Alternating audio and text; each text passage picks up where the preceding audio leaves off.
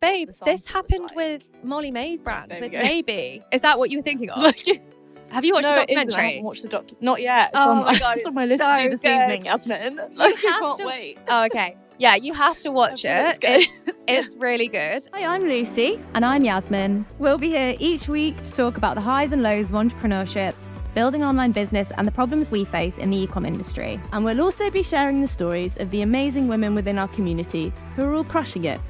So let's get into it.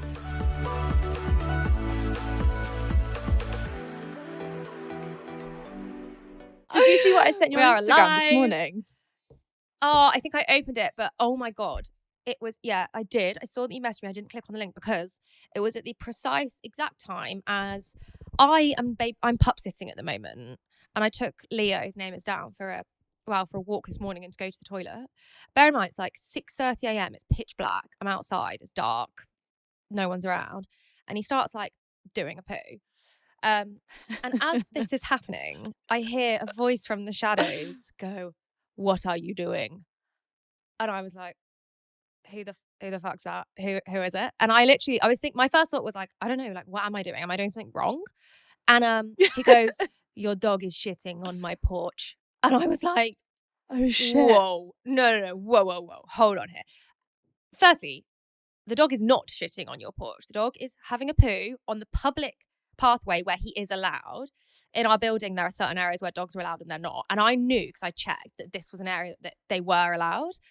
So immediately I'm like, right, I'm ready for battle because I'm fact checked. I know I'm not doing anything wrong here. I've got poo bags, obviously, like I've cleaned it up. It's fine. But he clearly thinks he's right. And he's like, there are no pets allowed in this building where we live. And I was like, yeah, there are. They've changed the rules over the last 2 or 3 months. And you need to go and talk to management, have the same conversation that I did. And then you and I can talk again if you like. But in the meantime, you really need to get your information straight before you start talking to random strangers the way that you are this morning. And he was like, yeah, I really like went in. Anyway, I had this whole conversation. Yeah, I was like, because I knew I was right as well. I was like, absolutely not. Are you talking to me like this? Like, it was so condescending, Luce. And so like, he was like telling me off. And I was like, no. That's not how you conduct yourself. And I actually said to him, I was like, do you have this same conversation with everyone that has a dog walking up and down here? Do you just sit there and have this conversation? He was like, yeah, like laughing about it. And I said, wow, you must be really popular here. And he goes, well, I don't want to be. And I said, that's a really sad existence. And we walked away. Yes. It is? How sad? How sad to like thrive off people's misery and thrive off like telling people off. You lose it and you're wrong, fundamentally wrong. That's it. I have a confession from this morning. My first drama of the day happened before 9:30 a.m. when I couldn't find my podcast microphone, camera. Don't do this to me again. Cables. I'm not even going to go into why we're re-recording this again. Yeah. Like, but I live in the tiniest apartment, so I don't really lose stuff because everything has a place because there's no space to move stuff around. And I was like, where is it? I literally turned the whole apartment upside down, and actually I just left it at Soho House, which I then got it back and it was fine. I knew you'd say that. I was like, oh, panic. I was like, this is not happening to me on a Friday morning. No. But anyway, so we've both had like pretty stressful starts. I was a few minutes late starting today, but that's why I just was caught up a bit this morning with a job's worth. Who was wrong? Having arguments over dog poo. Yeah. Love your life. No, but this is the thing. Like, I will always stand my ground, even if it's over dog poo, if I know I'm right. If I know I'm wrong, and we talk about this a lot, don't we? Like, I'm literally the first to hold my hands up. I will always be like, that I got that wrong. I'm sorry. I apologize. Like, I'll fix it. You're good at like apologizing, or like even if you don't realize till after, you're always aware of that. Yeah, it's really good. But yeah, we have both had, I think, very busy weeks. I feel like January's like now in full swing. Just like rammed. We've got lots going on with Ecomm Girls Club, which is awesome. Some very exciting events coming up, which will soon be announced. But we're also just busy on our own lives. And I thought it'd be quite fun just to kind of share what we had been up to of recent. Yasmine, you can go first. Yeah. Well, we've just been having like lots of friends visit over from the UK. And like, so Jim had all his friends over. Yes, in Dubai. In Dubai, yeah, sorry. a couple of my girlfriends are over, like not the same friendship group, but just different friendship groups, but in Dubai. So been seeing lots of friends, socializing. We on Cloth Project, so work focus, we have actually just brought on Kate to do all of our ads, and she's in Ecomm Girls Club. So that's been a really exciting move for us, because like up until now, literally everything we've done has been in-house, just me and Sasha. And this is the first time like we're actually engaging a freelancer to take on a significant piece of our business, right? Like ads is kind of how we grow, majoritively. So that's been it's a really exciting step for us. Like I'm pumped about that. I just hope that I hope it works. I'm sure it will, but there's always that uncertainty when you're working with new people. You literally never know until you start. So yeah, like but also other than that, like I've been very low key, which I quite like. Like not It's loads nice, of not loads and loads after going silly on. season. It's quite nice. How about you? What have you been up to? I'm good. I've had like my most productive week of the year, I reckon, so far. I mean, it's literally the fourth week of January, but no, but still, I've had such a productive week. One of my things for this year though was and Yaz and I've spoken about this, was like to try and work. I mean, balance doesn't exist, let's be real, but like to try and like prioritize like taking time off, and like I always say Yasmin does a much better job of like prioritizing like time to like decompress and like relax than I do, and I admire it greatly. But I've definitely been trying to do that more. And last weekend, and this is one of the benefits of living in Hong Kong, me and a group of friends went to Thailand for the weekend, to Phuket, which was like half a fitness holiday, because there's a really cool area in Phuket where it's like all gyms and healthy food. But we also went to see some DJs that we love, and my little brother was there. He's not little at all, but he's eat, pray, loving his way around Thailand at the moment. So it was really cool to be able to do something with him, because obviously I live so far from my family that it doesn't happen very often. So that was great, and just some chill time with friends. Yeah, it's that thing though where you're like, you start to slow down, and then this week all of a sudden I've had so many cool like work projects, like community management work and content work and things like that pop up. That's really cool. Project management overnight, but all really fun stuff. There's lots of fun stuff going on, and like dinners and lunches and things like that. So it's just nice. It's a really nice time of year, to be honest. So yeah, all is well in my little world. Love that. How exciting. I need to go back to London at some point as well, I think, just to touch base. But I'm also like, I don't know, the weather's really pissing me off more than it ever has before. I'm sure all of our London UK girls are like, I hear you. Hating on us. But I feel like, winter here in Hong Kong is beautiful. It's like hiking weather, it's sunny every day, and I know Dubai is kind of the same when it's cooler, right? It's arguably nicer. But anyway, onwards. Yasmin came up with the title for today's episode, which currently is Retake, episode 4. Okay. 5 lessons we learned the hard way. So, and I mean, these are business related, but also like some I think are broader and applicable to all segments of your life. They're pretty anecdotal. So mine, like, it still gives, I saw PTSD from this, and like it was so bad. So it's pretty niche to my industry, my sector, in that it's relevant to supply chain. But when I had my first business, it was an agency, and I feel like I sound like a stuck record saying this, but just in case we have new listeners who don't know who the hell I am or what I've done, I had an agency building and launching beauty brands for influencers and celebrities for 5 years. And so like as part of that process, we do all of the manufacture, all of the sourcing, the supply chain, and all the shipping as well, from like wherever it was being manufactured to where it needed to go. And in this case, it was being manufactured in Italy. It was a cosmetics brand, and we had a Middle Eastern client, so it was going over to Kuwait. And the shipment was happening in August, which, if you know the Middle East, August it's like soaring temperatures, like 50 degrees plus in some cases. Crazy. So we had this 40-foot container full of these products for this brand. It was a massive project for us, biggest client I've ever had to date, in terms of like volume of product. And we got it on the water. It was off on its way, and it landed in Kuwait on the port. And then somebody said to us, they were like, those cream formulas and those foundations, they are in a refrigerated container, aren't they? And we were like, no, no, they are not. They are literally in a normal 40-foot container that is like probably 3 times the temperature inside than it is outside. It's a metal box. And this container, it's a cooker. It's literally an oven. Yeah.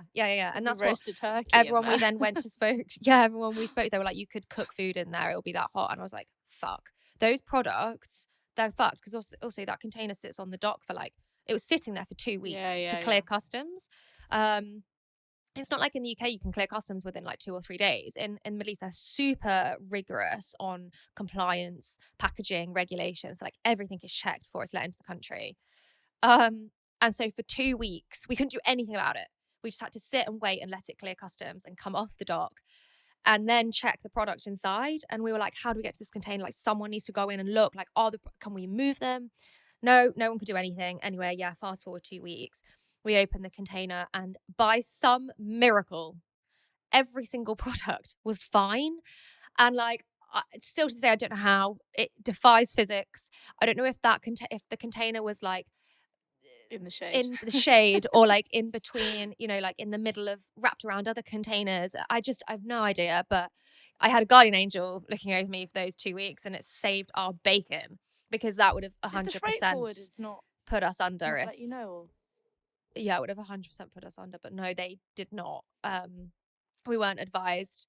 We obviously used legitimate freight forwarders, but they didn't advise that we should be using a refrigerated container. And I think, Luce, we've kind of touched on this before, and your point, which was super useful, is like, if you're going to be engaging like something important like that, check, but do it by talking to at least 3 different companies. Yeah. I always do it, and I always tell people to do it when they're like engaging agencies and stuff, because I think in our industry as well, like a lot of agencies, freelancers, third parties we work with, people do it obviously when they're engaging like my agency and things like that. It's through word of mouth. Like honestly, like 90% of my clients are word of mouth, right? And that's great. It's so cool. But even if it's someone you really respect in the industry who's like, wow, they're amazing, still get quotes from 2 other people, like or check, because they might miss something, or, like might not have something. It applies to any kind of, I think, any like sector of the business, especially like freight forwarding and stuff. But yeah, and you don't know what you don't know. Doing your due diligence. Yeah, exactly. And like the number of times I've like found something out just from doing that, or like been able to negotiate a better rate because I've been like, hang on, you're not doing this in this agency. Like it's just good practice, I think. Yeah, I agree. Yeah. So that's my first lesson that I learned the hard way, and it could have been so much worse. But if you are shipping goods around the world, particularly in beauty and obviously F&B, make sure you're doing your DD on how that should be shipped. Yeah, that's a good one. I think I'm going to stick with the Ecomm specific ones first. I had one down which was and I feel like people who are just starting out or haven't worked in e-commerce or built a brand before, or even an agency that engages with the industry, is like educate yourself on like the cycle of e-commerce in the year, and like take time to like understand what happens. Because I mean, for example, right now, Chinese New Year, if you don't know, you don't know, but all the factories in China, you're not going to be able to get hold of anyone for 3 weeks probably. Yeah. And it's not just China, like Vietnam, Indonesia, Thailand, Hong Kong, Singapore, all these places, they're all affected by Chinese New Year. And it's not like the UK where there's like someone running a skeleton office. It's literally like radio silence. So like that's something like if you haven't forecasted for that break in production, can really screw you over. And the same with like, I would say Black Friday, Cyber Monday, like you need to know how early you need to start prepping for those things and forecasting. Like, as you know way more about like product forecasting than I do, but I think it's important when you're like starting a business to understand that it's not just in e-commerce, like, oh, I want to make dresses. You need to understand like how it all works and like the operation. And I think it's easy to just dive head first and not really think about like seasons of the year and like where your product fits into that. And I've seen clients make that mistake before, where they've had like a really heavily focused summer product and then been screwed all winter, not making any sales, or those kind of things. I think especially Black Friday, I don't think people sometimes realize how big it is. I agree. Yeah, that's a good one. It's just planning, I guess, and being aware. And it would vary where you are in the world and what your product is, and the price of your product, probably if it's a premium product, and all these different things. I agree. I think that's a really good one. I like that one. My next one is on MOQs, so obviously minimum order quantities, and starting orders, opening POs for any new product that you're taking to market. Always, if you are a startup, which the majority of the girls in our community either are thinking about starting, have just started, or in their early years of business, always start with MOQs. Always start with what that minimum order quantity is. It can be any number depending on what industry you're in. But for example, say we're in fashion and the MOQ is 200 units. Start with that. Don't over order for any other. I actually have no idea why you would over order past MOQ. Even like when I've been working with massive talent, we've always ordered MOQ because it's a safeguarding strategy and it protects your cash flow. And I think the biggest risk to that is that you go out of stock. It's a good problem to have, and it's a better problem to have than having stock that you can't sell and having your cash tied up in inventory. So that's a lesson I learned the hard way, not in fashion but in beauty. And as I said, even with large talent, ordering thousands of units and just not being able to sell it, and then you're stuck with these items. By the time you've taken those products to market, you're then getting your customer feedback, and they're telling you what they do like and what they don't like about these products. And what you might find is that the 5,000 units of this hoodie that you've got in the warehouse, actually your customer, they don't really like the thickness of the material, or they prefer it without the hood and they'd want it as a sweatshirt. Well, great. Now you've got 5,000 units to shift. So that would be a lesson that I learned the hard way. Also, and I mean, it depends on your suppliers and the agreements you have and stuff like that, but you do see horror stories as well, where people have great samples and love them, and then they make the order, and then it's nothing like. Babe, this happened with Molly May's brand, with Maybe. Is that what you were thinking of? Have you watched the documentary? I haven't watched the not yet. It's on my list to do this evening, Yasmin. I can't wait. Oh, okay. Yeah, you have to watch it. It's really good. But there's only the first 3 episodes out, and then the next 3 are coming out soon. And basically, she talks a lot about the brand Maybe, which I obviously found fascinating, because it's like you just want to know the behind the scenes of a brand like that. But she, to your point, she literally, the grey, I think it's like a Marl blazer. So the sample was obviously like amazing, really like high quality, really well structured and fitted. But then the production was like a different color, but it also bobbled. And so then it was going viral on TikTok for this bobbling and people complaining about the quality. And it's like, that's your first brand moment. And that's the first impression. And it's so hard to shift that. So, and she probably, I mean, I don't know how many units she ordered of that, but obviously they couldn't sell it. But the supplier did agree to, I think, refund or replace the full value of that PO. But still, what a fucking nightmare. It's just an extra stress, right? Like, and the more you have of it, the more of a problem it is, because the longer it's going to take you to get that quantity remade. But that's very useful. I was actually having a conversation yesterday about MOQs, because I'm working on a project at the moment, and we were also trying to work out out of, I can't say too much, out of the like units we would order, like actually a big portion of that would need to be given away as free sampling because of the market here in Hong Kong and how we would market. And it's like, you need to work that out as well, because how much of that are you actually selling, and how much of it is like sunk money, basically, But no, that is a very good one. My next one, I've seen one of them, it's just made me laugh, we'll leave that till later.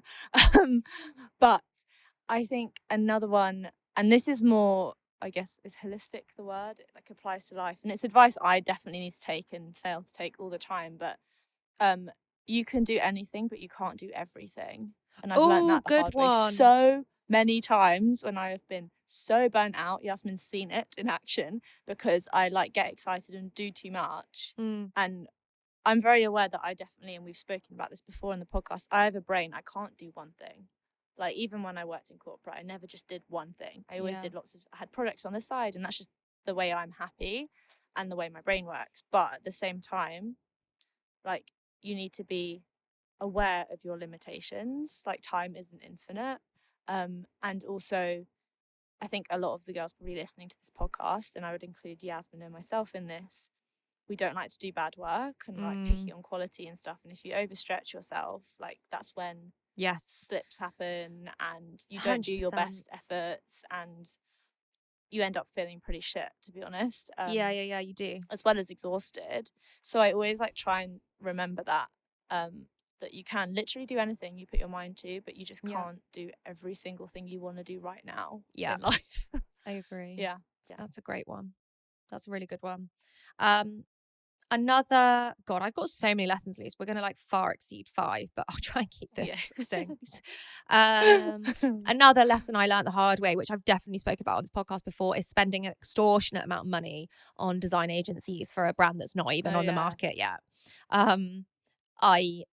I would say, unless you are like triple A list, like Beyonce, Hailey Bieber, Selena Gomez, and you're launching a brand, unless you are that kind of caliber and you obviously have cash to burn, or a Kardashian. Yeah, and you've got millions of eyes on your products and on you, and like millions, probably thousands of customers upon launch, right? Like unless that's your situation, and like God, that's amazing if it is.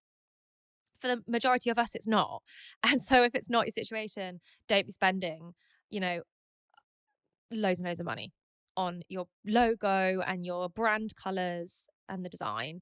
Like we actually talk about this quite a lot because it comes up. Like I'm always looking at new brands and getting involved in like emerging brands, startups, etc. And so like this topic of conversation is always really relevant because brand is so important, right? And there's a element of relief and like diminished responsibility when you engage bigger agencies and like you're paying them lots of money. You kind of just assume that they're going to just do an amazing job and that it's going to be so much better than what you could do. And yeah, of course it will be to an extent, but like I promise you it will be a waste of money if you're at the point where like you've not even taken your product to market yet. Just start off like just make the logo yourself on Canva to start with. Just get your product to market, progress over perfection, and then once cash flow becomes more available and you've built up more customers and therefore more people actually looking at your product and your logo, then you can engage an agency if you feel you need to elevate. I also think like I love doing stuff on Canva. Like if I could do that all day, I'd literally. It's fun being able to do that stuff. Like I was doing I had a really cool project come in this week, and I was doing a pitch deck for a client, and I had a great time. Doing all the design. It's so fun. But yeah, like sometimes as well, I think a lot of the time with like logos and design, simple is best, especially when you're just starting. So like I would 100% agree on that. I'd say as well, just trust yourself, like back yourself, back your creative vision and your own tastes and style, because that it's really important to do that and have confidence in that when you're creating or taking anything from your brain to market. Yeah, because you're part of the brand at the end of the day. You are the brand at the end of the day. Yeah, you are the brand. But the other one I had, which it is so true, and I've learned this the hard way. We to be honest, we've learned it the hard way with Ecomm Girls Club even, because of the way our business started. It was all like very like, I wouldn't say chaotic, but like just membership sheets and we just had a list basically, and I've been tidying it up of recent. But get the boring stuff done out of the way at the start. Like start as you mean to go on. It's so easy when you're starting a business to get so caught up in doing the fun stuff like the brand and like product and all that stuff, but get your accounting set up, get your Google Drive set up, have some processes. Like honestly, it will save you so much time in the long run, because it's way easier to start and do something in an organized way than it is to go back and clean it up. Like it takes way longer to sort out. So that's just something I was thinking. And I even think that extends to like, with agencies, like have contract templates ready. like all that stuff. Do all that before, like get everything set up, because then as well you're less likely to get tripped up with stuff, or like have a client sign like a contract that isn't going to work for you, or all these things. It's like spend time doing the boring stuff, because ultimately it will leave you more time to do the fun stuff, because you won't have as many fires to put out. I always think it's important, like do your research, do your due diligence. Agree. I agree. Get the Excels out. How many have we done now? What are we up to? Have I done 3? So I've done the shipping. I've done 3. The on 6. We're on 6. Okay. Ooh, bonus round. Bonus. Okay. Do you know what I did write down though?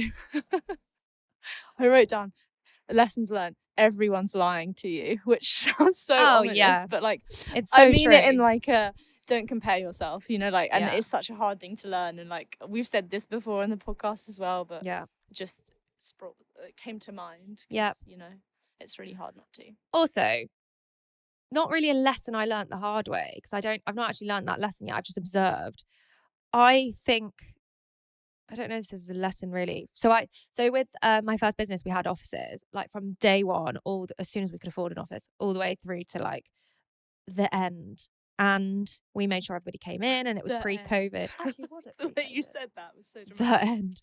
Was it pre-COVID? Can't even remember now.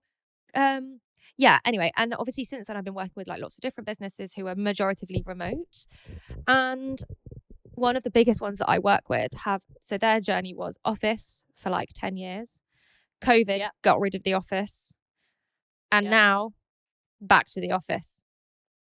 And they spent like hybrid? They spent like 100K on an office fit out for that office that they had pre-COVID. Yeah, like a lot of money, because going to the office was the thing you did. Like there was no such thing as hybrid or remote working. So invest all that money. Then COVID hit, got rid of the office. And obviously now they want an office again, and they're not going to spend 100K on a fit out, because it's hybrid. So I think the way they're going to do it is to start with, they're going to get people to come in 2 days a week. And then like there's one day a month, every month, where everyone has to be in the office. That's including the global team. But the lesson, kind of I think the difficulty they've got is like they've gone remote, and in those 3 years of being remote, they've hired from all over the world and all over the country. Right? So now they've got an office. You've got people in London. You've got people in, I don't know, Spain, in Slovakia, all over. And it's like, well, how do we get all these people in an office? You know, so it's really interesting it's difficult to kind of yo-yo back and forth. I think you're either in an office or you're not. And you almost have to commit to that decision quite early on based on the hiring. Yeah, I think so. I do think, and I see the benefits to both as well, right? Like, I do, to be fair. I work from Soho House most days, and I do that for social reasons mainly. Because you used to work in your apartment. Like when did that change? Yeah. I mean, I still do. I'm very fortunate. It's a 10-minute walk between the two, so I often like go backwards and forwards, which is great. But the Wi-Fi is also better down here, to be honest, in my apartment. But I just think it's kind of nice to like, everyone respects each other's like busyness and space, and you can sit in places where people can't see you. But it's quite nice just to have a 10-minute chat and talk about work with someone, or like that kind of stuff. But at the same time, like, I'm so used to being able to go where I want. If someone mandated me to be in an office, I wouldn't like it. No, it's that. I would not like it. You always want what you can't have. And then when someone's telling you this is what you have to do, I think personalities like us, we have a problem with that. Like I've always had it. It sounds so retarded. Like I'm not proud of this. I used to be proud of this statement, and now I just think it's egotistical. But you are like honest. I used to have I think is important. Yeah, I used to have a problem with authority. In fact, I think I still do. And like I said, it's not something I'm proud of at all. But it's why I've always had my own businesses. And so if someone were to be like, you have to be in this office 5 days a week or whatever, or even 2 days a week, I'd be like, no, I don't. But on the flip side, when I'm in a position again, like one of my dreams is to have an office again and have a team in there. It's like, well, how do you therefore then enforce that to your team when you don't want to do it yourself? Like, how can you do that? So yeah, you got to pick a side, I think. Yeah, I do think as well on that, and maybe I don't think it's that controversial, but I also do think, to your point about hiring all over the world, I'm based in Asia most of the year, which is probably the worst time zone because we're ahead of everyone else. So I'm like 8 hours on London. But at the same, and then I have clients that are in Europe and the UK, right? And I've taken those clients knowing that. So therefore, like, I'm of the opinion that if they want to schedule a late call that's late for me, then I will do it because, you know, like within reason, I always ask like no late calls on a Friday night. But if it's a Monday to Thursday and they want to do a call at 9 p.m, I will do it. Yeah. Because I'm like, I've taken that client knowing their time zone. The majority of their team are on that time zone. And whilst they always try and accommodate, obviously, like we all do, right, to be nice, like, I don't think, I'm never going to be like, no, I won't take a call because it's my choice and my responsibility. So it's like flexibility in different ways, right? Like, I know some people will disagree and be like, you shouldn't have to work later than 6 p.m. But I'm like, well, that's I live your in choice. Asia and I have, I'm like, don't take the clients then, you know, like. I'm exactly the same with my clients. They're UK. Yeah. Well, I've got 2 UK, 1 Australia. But the Australia is actually much better for a Dubai time zone. So like when it's 10 a.m. my time, it's 5 p.m. her time. Say it's better. Not really. But you know what I mean? You just have to accommodate. So for the UK clients, I'm the same as you. I'm like, well, if they want to have a call at 8 o'clock at night, I can't say no.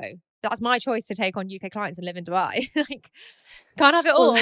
Although I will say, when I worked at HSBC, there was, obviously they have teams all around the world, right? And my team was a global team, which meant we have members all around the world. But I was based in Hong Kong and we had like a town hall, which was like 2,000 people attending virtually, right? But because there's people in Mexico and West Coast US, it meant I had to host it at 1:30 a.m. Hong Kong time. So I was sat in my living room with like ring lights, because that's why I have so many people. Like, why do you have so many ring lights? I'm like, because I used to have to host in the dark, and I would have like my pajama bottoms on, but then like my like corporate like presenting stuff. But it's, again though, it's like, that's it's wild. 1 night of the year, you know. It was to be fair, but like still though, so that is brutal. That is fine. Had a lot of concealer on actually. Talking of appearance, I feel like my hair just looks so shit at the moment. It looks so wispy and dead. I'm getting it done tomorrow. Honestly, Yasmine and I get onto these calls and we're like, oh, I look rubbish. Oh, I look rubbish. Oh, it's so ridiculous. I need to grow up. Grow up. Do you have any more? I think I'm trying to think if I have any more. I think those are mine kind of covered. No, I think they're mine covered as well. I think like the main takeaway is, like, at the end of the day, you don't know what you don't know. And so all you can do is like listen to podcasts like this or have anecdotal conversations, but fundamentally, like, I guess at the end of the day, you are just going to learn along the way, and you're going to have these errors. And I still make big errors all the time. Oh my God, it's like disaster of the week. Literally, like, all the time things go wrong. Like, but you learn. I think the learning is almost the fun part as well, like learning from. And I try, like, when something goes wrong, I'm like, okay, but what can I learn from this? Yes, you know. Yeah, and like I think I just had this conversation yesterday with a brand that I work with. Like, check, triple check. I can hear Leo barking. Like, check, double check, triple check, everything. Like, it's so time consuming, but the time it will save you in spotting those errors, like, is just so much more. But I'm a victim of that. Like, not a victim. What's it? Like, what's the phrase? I do not triple check. So I'm saying I need to practice what I preach. I should work at 1,000,000 miles an hour. Yeah, I think it is hard, and like things like slip through the net, and I hate it when I send something and there's like a spelling mistake or something. It really upsets me. And then they flag it, or like, like there's a wrong word, or it's just, or you've missed it. So like there was an artwork the other day, like I missed a word on it, like one of the materials, because you've got to put the composition, and like we'd sampled it, and then it came back, and I was like, oh, that is so annoying. Like tiny little details like that. I do, which I think actually helps sometimes, is if I've got something that needs to be like checked really well, say I'm sending it tomorrow, I'll like do it today, check it, triple check it, and then before I send it tomorrow, I'll check it again with like fresh eyes. Yeah, that's a good idea. Because like sometimes when you're just like yesterday I had the worst headaches. I've just been looking at screens too much all day, and it's like you stop making sense. Yeah, completely. So that if you can, if like timelines allow, I always think that's quite a good one. Yeah, but yeah. Anyway, we'll stop our rambles for today. It's almost the weekend for both of us. Woo! Yeah, we never record on a Friday, do we? So this has actually been quite nice. Quite nice thing to do on a Friday. But to our listeners, thank you so much. If you are watching on YouTube, please like and subscribe. It really, cliche, but it really does help us out. The reason why it helps us out is because we need to get sponsors for the YouTube channel to continue to do it. Yeah. So yeah, we'd really appreciate it, and just tell all your mates about us as well. Tell all your mates. Yeah. And I guess until next time, thank you and goodbye. And happy Chinese New Year to all those who celebrate. Kung Hei Fat Choi. Kung Hei Fat Choi. Yeah, there we go. Nice one. Okay. Cool. Bye, babes. If you enjoyed this episode, be sure to hit the subscribe button on YouTube or wherever you get your podcasts. And to get involved with the Ecomm Girls Club, search for @Ecomm Girls Club on Instagram. But if you feel like taking your Instagram stalking one step further, we are both also on Instagram @YasmineCheikh and @LucyCG.